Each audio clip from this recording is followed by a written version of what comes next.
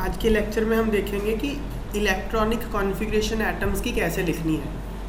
तो अब तक हम जो लिखते आ रहे हैं वो हम सिर्फ शेल में इलेक्ट्रॉन कितने हैं वो लिखते आ रहे हैं। जैसे 10th क्लास तक हम पढ़ते हैं सोडियम की इलेक्ट्रॉनिक कॉन्फ़िगरेशन क्या होती है बताओ। 281।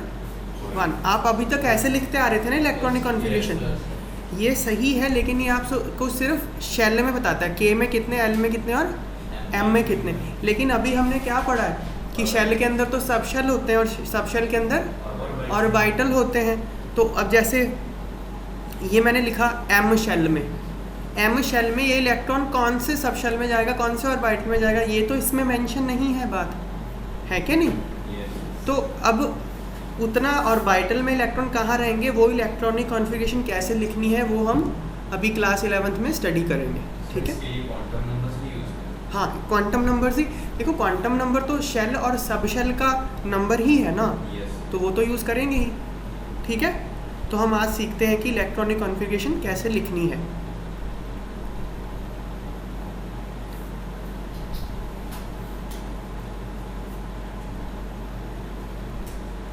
तो सबसे इसमें ना 3 प्रिंसिपल्स होते हैं जो हमारी हेल्प करते हैं। सो फर्स्ट प्रिंसिपल है पॉलीज एक्सक्लूजन प्रिंसिपल, ये हम लिखेंगे पहले।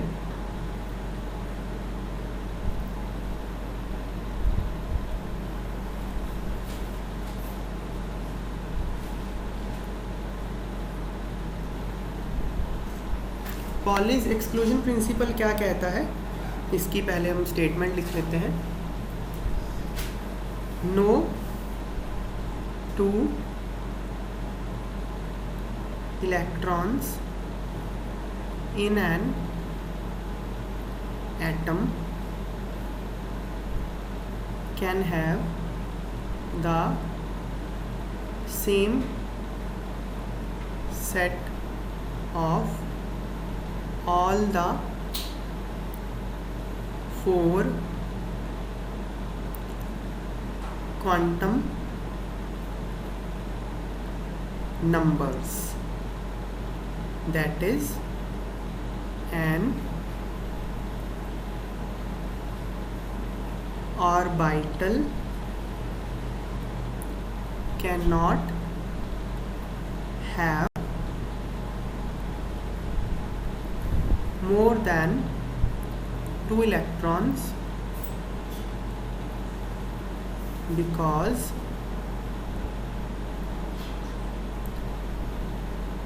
3 quantum numbers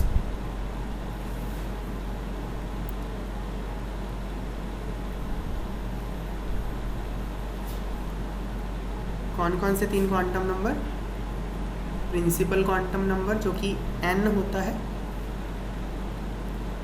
azimuthal quantum number l and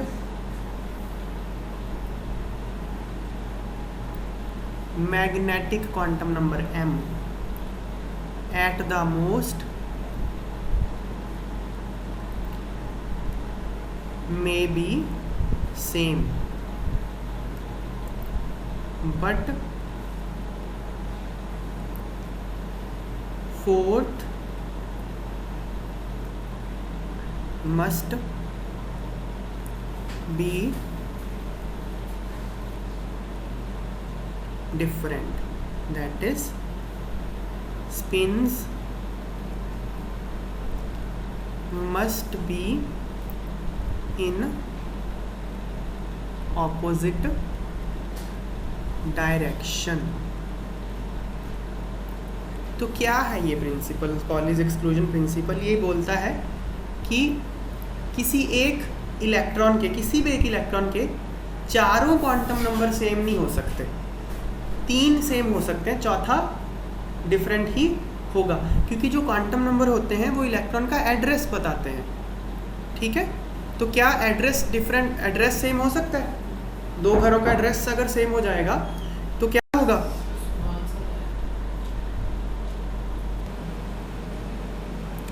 जो क्वांटम नंबर्स होते हैं वो किसी इलेक्ट्रॉन का एड्रेस होते हैं। ठीक है, तो अगर आपको किसी एक इलेक्ट्रॉन पे पहुंचना है तो उसका एड्रेस तो यूनिक होना पड़ेगा ना।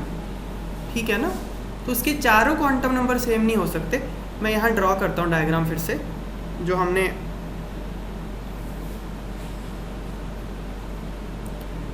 शेल्स और सब शेल की बनाई थी, मैं यहाँ भी 3 ही ड्रॉ कर रहा हूँ। फर्स्ट शेल में कितने सब शेल होते हैं? 1, n is equal to 1, l is equal to 0। Second shell में कितने सब शेल होते हैं? 2, l इज इक्वल टू 0 और l इज इक्वल टू 1, है ना। थर्ड शेल में कितने सब शेल होते हैं? 3। कौन कौन से? l is equal to 0, l is equal to 1, l is equal to 2।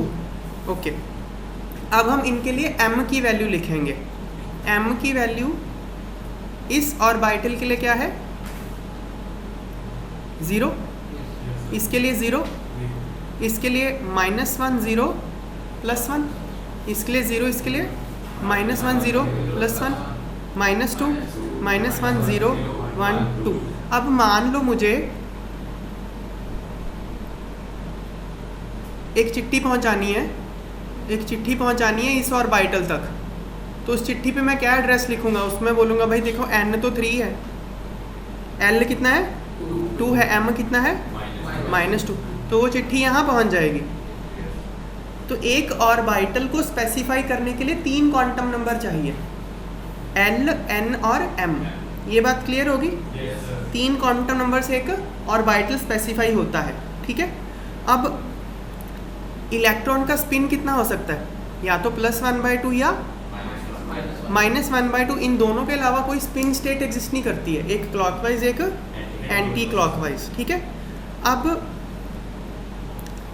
एक ऑर्बिटल के अंदर अगर मैं मान लो 3 इलेक्ट्रॉन रख दूं, सपोज एक हाइपोथेटिकल केस हम लेते हैं जिसमें मैंने एक ऑर्बिटल के अंदर 3 इलेक्ट्रॉन रख दिए, ऐसे रखूँगा कुछ भी। तो अब इसका स्पिन क्वांटम नंबर कितना है? +1/2। और इसका भी कितना हो गया? +1/2। अब इन दोनों इलेक्ट्रॉन्स के चारों क्वांटम नंबर सेम हो गए। मान लो ये यहाँ पड़े हैं, मैं सपोज इसी वाले ऑर्बिटल की बात कर रहा हूँ। इसका n कितना है? 3, l कितना है? 2, m कितना है? -2 है ये। तो अब ये वाला इलेक्ट्रॉन और ये वाला इलेक्ट्रॉन, इन दोनों इलेक्ट्रॉन के चारों क्वांटम नंबर सेम हो गए, n, l, m और s, है कि नहीं। ये वाला जो इलेक्ट्रॉन था इसका स्पिन क्वांटम नंबर तो -1/2 है। तो अगर मैं बोलूँ चिट्ठी दे के आओ, उस इलेक्ट्रॉन को देना है जिसका n 3 है, l 2 है, m -2 और s +1/2 है। तो चिट्ठी कहाँ पहुँचेगी? इसको जाएगी, इसको जाएगी, कन्फ्यूजन हो जाएगी। तो किसी भी इलेक्ट्रॉन के चारों क्वांटम नंबर सेम नहीं हो सकते। इसका मतलब एक ऑर्बिटल में जो इलेक्ट्रॉन होंगे, एक +1/2 होगा, एक -1/2 होगा। तो मतलब एक ऑर्बिटल में बस 2 ही इलेक्ट्रॉन हो सकते हैं, 2 से ज़्यादा नहीं हो सकते। ये है एक्सक्लूजन, पॉलीज एक्सक्लूजन प्रिंसिपल। मतलब all 4 quantum numbers are exclusive for each electron. बात समझ में आई है? सर आपने पहले कहा था एक ऑर्बिटल में कितने भी इलेक्ट्रॉन्स, मैंने ऐसे नहीं कहा चांस हो गए ना। एक ऑर्बिटल में इलेक्ट्रॉन कहाँ होगा ये नहीं बता सकते आप, लेकिन होगा तो ऑर्बिटल में ही ना। सर ऑर्बिटल में कितने होंगे? ऑर्बिटल में 2 होते हैं, मैक्सिमम 2 हो सकते हैं, लेकिन वो दोनों कहाँ होंगे एग्जैक्टली पिन पॉइंट नहीं कर सकते। वो प्रोबेबिलिटी है, पूरे रीजन में कहीं भी हो सकता है, लेकिन मैक्सिमम कितने हो सकते हैं? 2 ही हो सकते हैं। ठीक है बात है। ये है पॉलीज एक्सक्लूजन प्रिंसिपल। तो एक बार हम ये पूरा देखते हैं। देखो क्या है, no 2 electrons in an atom can have the same set of all 4 quantum numbers. चारों क्वांटम नंबर सेम नहीं हो सकते।